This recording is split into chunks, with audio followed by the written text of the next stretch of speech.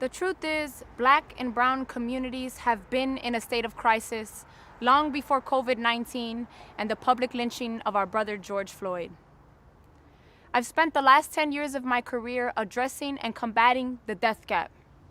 Even before the Rona, there has been a 20-year life expectancy gap in the city of Chicago between communities of color and affluent communities. It is the largest life expectancy gap in all of the nation, larger than New York, which is more populated, and larger than Detroit, where more people are living under the poverty line. A lot of this has to do with how segregated our city is. In fact, Chicago is historically known to be the most segregated city in all of our country. So it is very easy to see where resources are being distributed and where they are intentionally not being distributed in our city. Now, health disparities are not isolated to the city of Chicago. This is a magnified reflection of the consequences of systemic racism in our Black and brown communities at large. Throughout this talk, I will give you my personal insight on strategy that has proven effective when building a community of resistance. But what I really hope is that I inspire you to take action, challenge you to think deeper, and attack inequality at its core, and place the honor and pride back in the responsibility we all have to contributing to a movement against structural inequality. So, I have 3 foundational steps to building a community of resistance. Are you ready? Foundational step number 1, identify the injustice. Inequality is the killer of our communities, not disease, nor the misconduct of a few policemen. 10 years ago, my sister and I co-founded a program called the Youth Health Service Corps. That program now functions in 21 different public and alternative schools in underserved communities of Chicago. With the help of nursing and medical student volunteers, we teach our 7th through 12th graders about disparities, specifically about the 20-year life expectancy gap that exists in their city. They learn about the 5 diseases that cause that life expectancy gap. I'll name them: hypertension, diabetes, HIV/AIDS, cancer, and asthma. Not only do our students learn the makeup of these diseases, the symptoms, the treatment, but they also learn to screen for early detection. After they have completed this curriculum, they are then responsible for finding 10 people in their family or in their community to perform those screenings. Now, the reason why looking to the next generation for justice in public health or justice in general is so genius is because when we look at the dynamic of this generation on the spectrum of all the generations that make up our Black and brown families and communities, this generation is already acting as the translators, the carriers of new information, and the liaisons to technology. Essentially, this generation was born into leadership.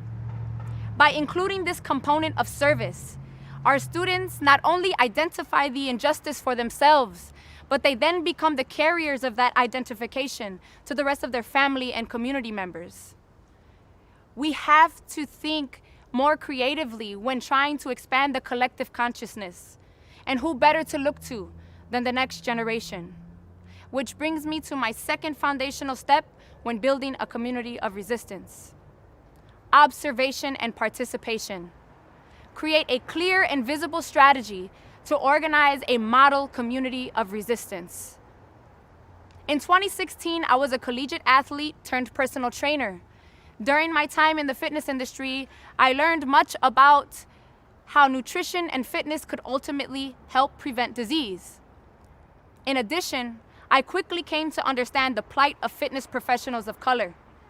There is a high percentage of fitness professionals of color serving predominantly affluent white communities because of the access to sustaining a livelihood. Now, the need for disease preventative resources is so obviously overwhelming in Black and brown communities, but there was no profitable infrastructure in place to allow for those resources to reach our people. So, we created Healthy Hood by providing $5 fitness classes and wellness workshops and allowing our instructors to keep their profits. Healthy Hood became that infrastructure. It became a model community where members could apply their specific skills and resources, still make a living, but contribute to combating the root of the injustice. And by identifying that injustice at the start of every class and every workshop, instructors and participants alike became natural advocates of the mission, inspiring others to join in and find their role to play as well. Healthyhood started as a response to the lack of emphasis on preventative care in our healthcare system. But what it quickly unveiled was the reality that if we were actually going to be able to influence the possibility of a healthy lifestyle in our Black and brown communities, we would have to take a more holistic approach to address the consequences of systemic racism. Which leads me to my third and final foundational step when building a community of resistance. Develop a collective of collectives. Create the energy that everyone has a role, and every contribution is valued, not measured. We do this by means of revolutionizing your current practice. This allows the space and the freedom for members to design their own role in the collective resistance. Teachers, students, artists, musicians, mental health professionals, etc. Everyone has a role. There is no hierarchy, only peers.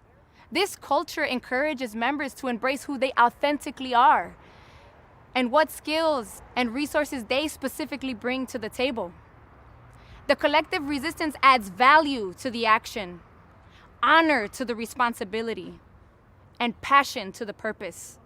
Now Ciobia and her team of 20+ fitness professionals are not just teaching a class to help people get fit, but combating systemic racism. Now Victoria of the Get Your Mind Right initiative is not just giving a talk therapy session to adolescent youth, but challenging the lack of mental health services in our communities and exposing the flaws in our healthcare system.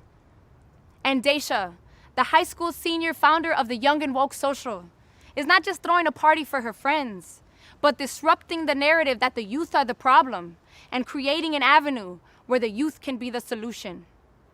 Now, when the virus attacks, or the next crisis, the next case of police brutality, or the next family separated from deportation, we are ready. We got us.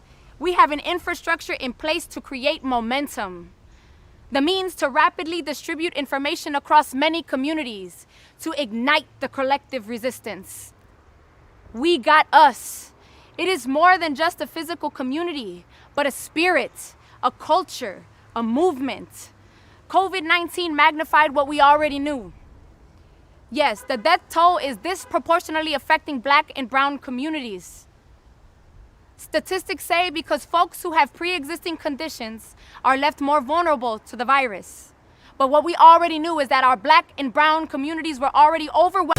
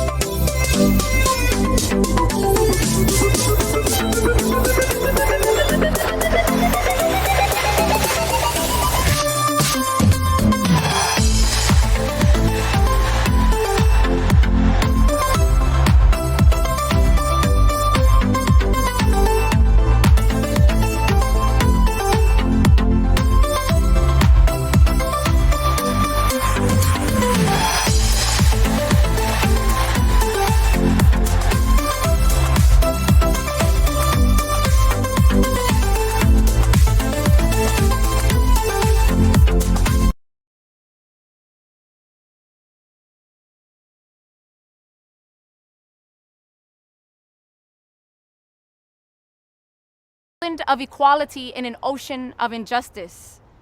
We must not waste the current exposure of the severe brokenness of our systems, but with a sense of urgency, we must demand transformation. So build a community of resistance. Join the movement. All power to the people.